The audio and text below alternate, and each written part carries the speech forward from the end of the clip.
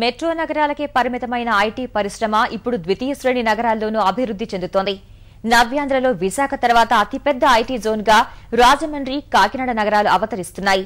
గత ఆర్థిక సంవత్సరంలో ఈ ప్రాంతం నుంచి సుమారు 100 కోట్లకు టర్నోవర్ చేసినట్లు నిపుణులు చెబుతున్నారు. ఐటీ పరిశ్రమ పేరు చెప్పగానే మనకు బెంగళూరు, హైదరాబాద్ గుర్తుకొస్తాయి.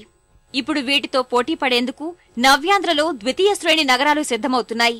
గడిచిన 7 ఏళ్లలో రాజమండ్రి, కాకినాడలో ఐటీ పరిశ్రమ అనూహ్య రీతిలో అంచనాలను మించి ప్రగతి సాధిస్తోంది. ప్రస్తుతం ఈ ప్రాంతంలో 40కి పైగా సంస్థల్లో 2000 మంది ఉపాధి పొందుతున్నారు. 2013-14 గత ఆర్థిక సంవత్సరంలో 75 కోట్లు టర్నోవర్ సాధించాయి. ఈ సంవత్సరం 100 కోట్లు సాధించే అవకాశం ఉందని నిపుణులు అంచనా వేస్తున్నారు.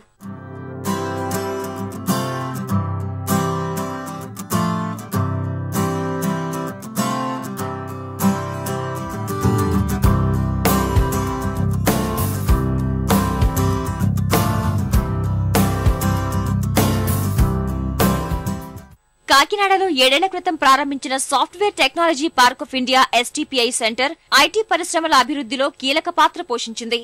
14 ఐటీ సంస్థలతో కార్యకలాపాలు ప్రారంభించగా ఇప్పుడు వాటి సంఖ్య 4 రెట్లు దాటింది.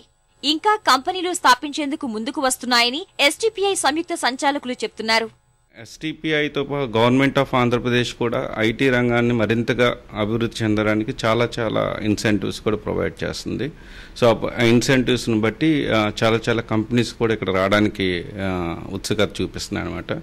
మనం ఈ సంవత్సరంలోనే ఒక 5 కంపెనీల దాకా వచ్చాయి మన ఇంక్యుబేషన్ సర్వీసెస్ యూజ్ చేసుకుంటే. అలాగే మా దగ్గర ఇంకా ఎంక్వైరీస్ ఉన్నాయి, డిస్కషన్ స్టేజ్లోనే, అవి కూడా రావడానికి ఛాన్సెస్ ఉన్నాయి. రాజమండ్రిలోనూ ఐటీ పరిశ్రమలు వేగంగా అభివృద్ధి చెందుతున్నాయి. హుద్హుద్ తుపాను సమయంలో విశాఖలోని కొన్ని ఐటీ సంస్థలు ఇక్కడి నుంచే కార్యకలాపాలు నిర్వహించాయి. ఈ ప్రగతి దృష్ట్యా విదేశాల్లో స్థిరపడిన అనేక మంది ఇప్పుడు స్వస్థలాలపై దృష్టి పెడుతున్నారు. నాణ్యమైన ఇంజనీరింగ్ కళాశాలల వల్ల మానవ వనరుల కొరత తీరుతుందని ఐటీ పరిశ్రమల సీఈఓలు చెబుతున్నారు. రాజమండ్రి నుంచి అన్ని ప్రాంతాలకు అనువైన రవాణా సౌకర్యాలు, పర్యాటక ప్రాంతాలు ఉండటం వల్ల ఇక్కడ సంస్థలు నెలకొల్పేందుకు ఔత్సాహికులు ముందుకొస్తున్నారంటున్నారు. రాజమండ్రికి సంబంధించి ఇక్కడ మంచి మ్యాన్ పవర్ ఉందండి. ఎందుకంటే చుట్టుపక్కల మంచి ఇంజనీరింగ్ కాలేజెస్ ఉన్నాయి, ఎడ్యుకేషనల్ ఫెసిలిటీస్, మంచి ఫెసిలిటీస్ ఉన్నాయి. దీనివల్ల ఏమవుతుందంటే మంచి హ్యూమన్ రిసోర్సెస్ అవైలబిలిటీలో ఉంది ఇక్కడ. కాకపోతే ఏంటంటే ఇంకా కొన్ని కంపెనీస్ వస్తే ఇంకా వాళ్ళకి ఉపాధి అవకాశాలు ఇంకా పెరుగుతాయి ఇక్కడ. మేము వర్క్ చేసేది కూడా అంతా యూఎస్కి అవుట్ సోర్సింగ్ వర్క్ చేస్తామండి. ఆండ్రాయిడ్ యాప్స్ అండ్ బ్యాంకింగ్ సెక్టర్లో అంతా యూఎస్కి ఎక్స్పోర్ట్ చేస్తామండి మేము. STPIని ఆర్గనైజేషన్ మనకి రాజమండ్రిలో ఒక బ్రాంచ్ లాంటిది ఓపెన్ చేస్తే రాజమండ్రిలో ఇంకా సాఫ్ట్వేర్ కంపెనీస్ ఎక్కువ రావడానికి ఛాన్సెస్ ఉంటాయండి. ఇంకా మాకు ఇంటర్నెట్ ఒకటి మాకు కొంచెం బాగా ఇబ్బంది అవుతుంది. ఇంటర్నెట్ ఫెసిలిటీ అనేది చాలా తక్కువ ఉంది ఇక్కడ. దానివల్ల కొంచెం మాకు డెవలప్మెంట్స్ ఉంటాయి.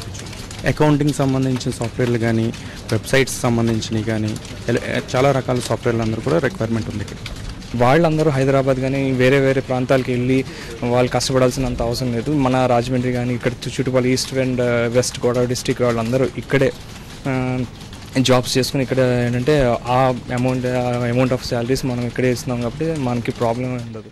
ప్రభుత్వ పరంగా మరిన్ని సౌకర్యాలు అందిస్తే ఐటీ పరిశ్రమ వేగంగా అభివృద్ధి సాధిస్తుందని సాఫ్ట్వేర్ సంస్థల ప్రతినిధులు చెబుతున్నారు.